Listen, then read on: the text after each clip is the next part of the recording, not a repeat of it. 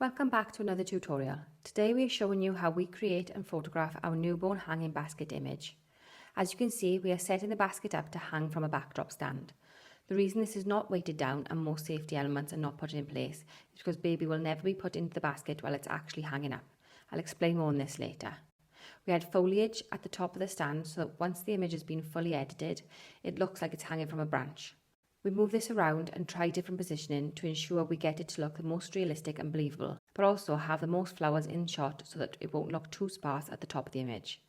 Taking the time to make sure these sorts of elements look right at this point makes your life so much easier when it comes to editing afterwards.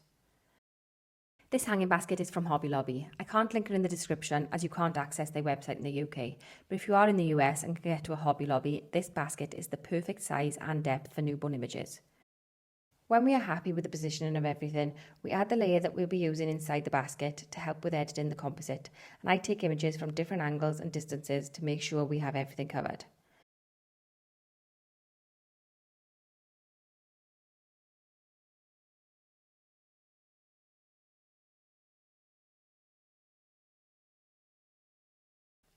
Now we can get the baby ready to go in the prop.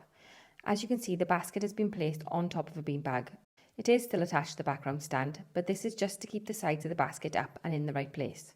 No weight is actually being lifted by the stand, the beanbag is doing all of the weight bearing.